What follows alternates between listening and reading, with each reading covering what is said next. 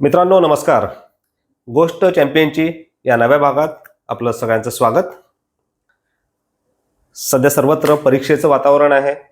12वीच्या परीक्षा ऑलरेडी सुरू झाल्या आहेत, 10वीच्या परीक्षा सुरू होत आहेत आणि या परीक्षांमध्ये आपले असंख्य खेळाडू आहेत, क्रिकेटपटू आहेत, ज्यांनी वर्षभर केवळ अभ्यासच नाही केलाय तर क्रिकेटच्या मैदानावर, खेळाच्या मैदानावरही चांगली कामगिरी केली आणि आता ते परीक्षेसाठी सज्ज झाले आहेत.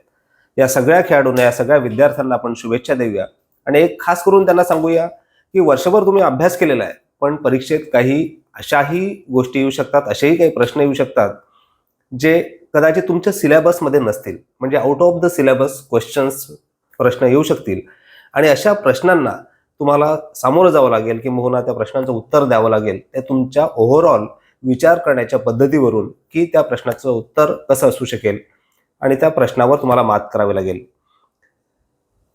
सध्या मुंबईत रणजी ट्रॉफीचा, रणजी करंडकाचा उपांत्य फेरीचा सामना खेळला जातोय. तो मुंबई आणि तामिळनाडू दरम्यान. आणि आपल्या आजच्या या गोष्ट चॅम्पियनच्या या भागात अशाच एका चॅम्पियन खेळाडूबद्दल मला सांगायचं आहे. या सामन्याबद्दल त्याने अशीच चॅम्पियनला शोभेल अशी कामगिरी केली आहे आणि हा खेळाडू दुसरा तिसरा कोणी नसून तो आहे मुंबईचा आणि भारताचा अष्टपैलू खेळाडू शार्दूल ठाकूर. शार्दूल ठाकूरला सगळे जण ओळखतात ते वेगवान गोलंदाज म्हणून आणि जेव्हा केव्हा आवश्यकता असेल तेव्हा आपल्या फलंदाजीने आपल्या संघाला चांगली कामगिरी करून जी प्रतिकूल परिस्थिती असते त्या प्रतिकूल परिस्थितीतून बाहेर काढून देणारा शार्दूल म्हणून. ऑस्ट्रेलियाच्या दौऱ्यावर खेळत असताना ब्रिस्बेनचा तो सामना आपल्याला आठवत असेल. गाबाच्या खेळपट्टीवर त्यांनी आणि वॉशिंग्टन सुंदर जो सध्या तामिळनाडूच्या संघातून खेळतोय, त्या दोघांनी जी भागीदारी केली होती, भक्कम फलंदाजी केली होती आणि गोलंदाजीतही अर्थात चांगली कामगिरी केली होती, त्या जोरावर भारतानं तो सामना जिंकला होता. तर असा हा शार्दूल ठाकूर या सामन्यात त्याने असं वेगळं काय केलंय?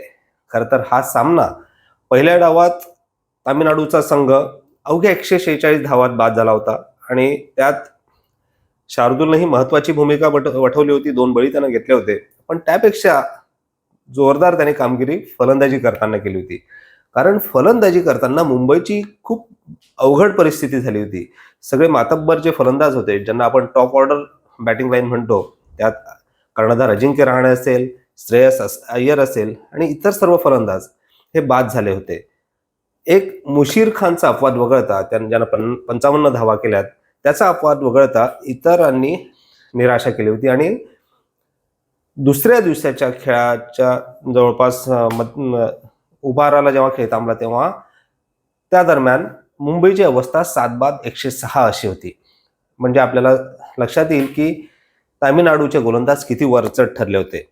पण या गोलंदाजांसमोर जसा मी मगाशी एक उल्लेख केला, या आजच्या विद्यार्थ्यांना आणि आजच्या खेळाडूंना जे आता परीक्षेला सामोरं जात आहेत की आउट ऑफ द सिलेबस जेव्हा एखादा प्रश्न आपल्या समोर येतो तेव्हा तो प्रश्न कसा सोडवायचा हे आपल्याला माहिती असायला हवं. आणि शार्दूल ठाकूरच्या रूपानं, त्याच्या निमित्तानं असाच एक out of the syllabus question, out of the syllabus प्रश्न तामिळनाडूच्या गोलंदाजांसमोर त्यानं उभा केला. तामिळनाडूच्या गोलंदाजांनी तयारी केली होती ती मुंबईच्या फलंदाजांना बाद करण्याची, पण शार्दूल ठाकूर जो एक वेगवान गोलंदाज आहे तो आपली डोकेदुखी ठरू शकेल असं कदाचित त्यांनी विचारही केला नसेल आणि त्यामुळेच त्याला आता बाद कसं करायचं यावर त्यांना तोडगा काढणं अशक्य झालंय. आणि त्यांनी जी खेळी केली उपहाराच्या दरम्यान, शार्दूल आणि त्याचा सोबती जो होता मुंबईचा यष्टीरक्षक फलंदाज हार्दिक तामोरे, हे दोघे प्रत्येकी मला वाटतं 8 धावांवर नाबाद होते आणि उपहाराच्या पूर्वीचा सामना पूर्णपणे तामिळनाडूच्या बाजूने झुकला होता. पण उपहारानंतर हे दोघं मैदानात उतरले आणि यांनी जो आक्रमकपणे फलंदाजी करण्याचा निर्णय घेतला तो मुंबईच्या पथ्यावर पडला आणि तिथेच तामिळनाडूची डोकेदुखी ठरली. हार्दिकने फार जास्त धावा केल्या नाहीत, 35 धावा केल्या, पण त्यांनी शार्दूल सोबत जी भागीदारी केली, मला वाटते 76 चेंडूंचा 77 चेंडूंचा सामना केला असेल आणि त्यात 80-90 धावांची भागीदारी केली. पण या भागीदारीमुळे या सामन्याला एक कलाटणी मिळाली आणि खास करून शार्दूलनं तिथे जो रोल निभावला, जी भूमिका निभावली ती खूप आक्रमकपणाची होती.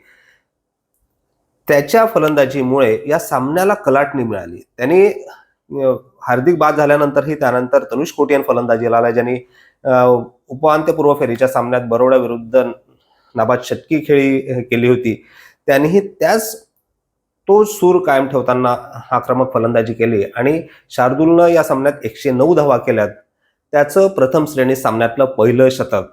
खरं तर भारतासाठी इतकी वर्ष खेळतोय, प्रथम श्रेणीचा रणजीचा पहिला सामना खेळून जवळपास 10-11 वर्ष उलटलेत.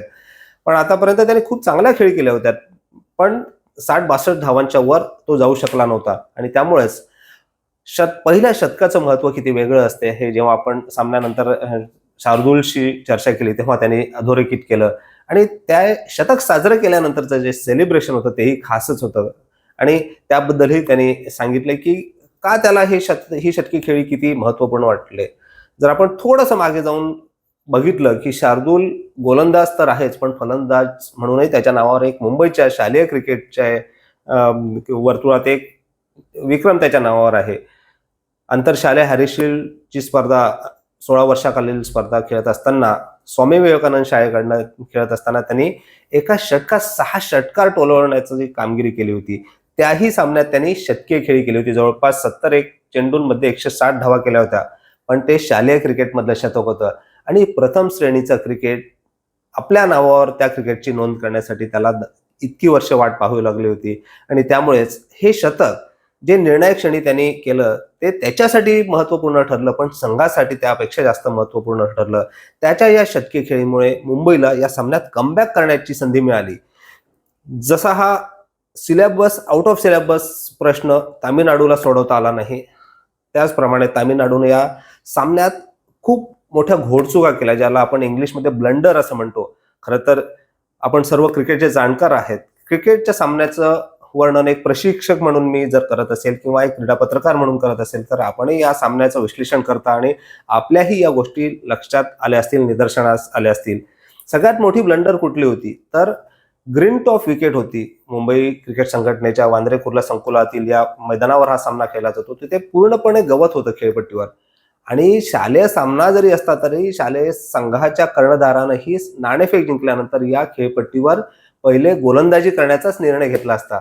पण तामिळनाडूचा कर्णधार साई किशोर, जो खरा डावखुरा फिरकीपटू आहे, ज्यानं या सामन्यापूर्वी या सीझनच्या रणजी स्पर्धेत सर्वोत्तम कामगिरी केलेली आहे. सर्वाधिक बळी त्याच्या नावावर आहे, 47 बळी होते.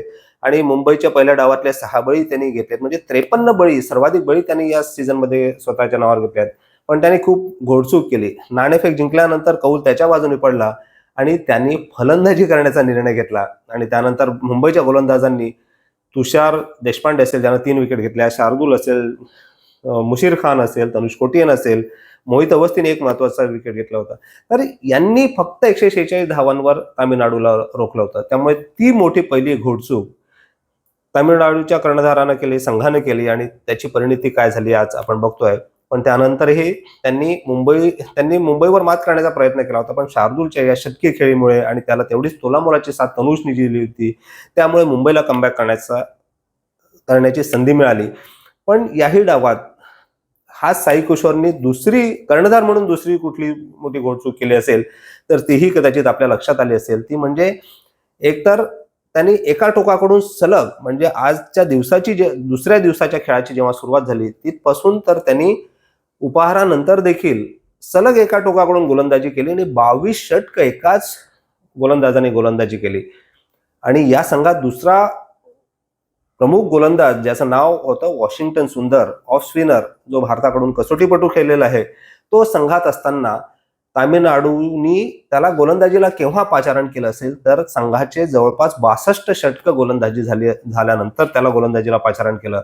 हा एक अनाकलनीय असा निर्णय होता, ज्याचं उत्तर कदाचित साईच सांगू शकेल. पण त्यानंतर ही वॉशिंग्टननं फारशी त्याच्या हातात गोलंदाजी करण्याची संधी दिली गेली नाही. 4-5 षटकं कदाचित गोलंदाजी केली असेल. पण इतका हुकमी जो भारताकडनं ऑफ स्पिन गोलंदाजी करतो, तो संघात असताना त्याला इतकी कमी गोलंदाजी का दिल्या गेली, ही घोडचूक आहे की मुद्दामून केली गेलेली चूक आहे, हे कदाचित तामिळनाडूचं संघ व्यवस्थापन सांगू शकेल, स्वतः साई किशोर सांगू शकेल. पण नक्कीच हा आजचा सामन्याचा दुसरा दिवस होता. कदाचित हा 5 दिवसाचा सामना आहे, त्यामुळे पुढच्या 3 दिवसात खेळात क्रिकेटमध्ये शेवटचा चेंडू जोपर्यंत पडत नाही तोपर्यंत नेमकं काय होईल सांगता येत नाही. पण या पहिल्या 2 दिवसांचं जर विश्लेषण चं जर झालं तर या दोन मोठ्या घोडचूक आपल्याला दिसून येत आहेत. मुंबईनं जोरदार या सामन्यात कमबॅक केलाय. शार्दूलनं त्याची क्रिकेट क्षेत्रातली, क्रिकेट जगतातली आणि प्रथम श्रेणी क्रिकेटमधलं पहिलं शतक झळकवलंय. जोरदार कामगिरी केली आहे. त्यामुळे आजचा आपला हा चॅम्पियन एक खराखुरा अष्टपैलू खेळाडू म्हणून आपल्याला नेहमीच त्याची गणना केली जाते. नेहमीच तो तशी कामगिरी करतो. पण पहिलं शतक किती महत्वाचं असतं हे शार्दूलकडून आपण नक्कीच जाणून घेणार आहोत. हा आपला आजच्या चॅम्पियनचा या रणजी उपांत्य फेरीच्या सामन्यातला हा ज्या खेळाडूंनी चॅम्पियन म्हणून कामगिरी केली हा व्हिडिओ आपल्याला कसा वाटला याबद्दल आपलं एक क्रिकेटचे जाणकार, एक प्रशिक्षक, या खेळाचे दर्दी म्हणून आपलं काय मत आहे, आपल्याला काही सूचना नोंदवायच्या असतील तर त्या जरूर नोंदवा. आणि अशाच चॅम्पियनचे अनेक व्हिडिओ बघण्यासाठी आपण या व्हिडिओला सबस्क्राईब केलं तर नक्कीच अशा अनेक चॅम्पियन आपल्यापर्यंत पोहोचू शकतील. त्यांची खेळामागची दृष्टी काय आहे, त्यांच्या खेळामागचा हेतू काय हे आपल्याला समजू शकेल. आज इथेच थांबूया. नमस्कार.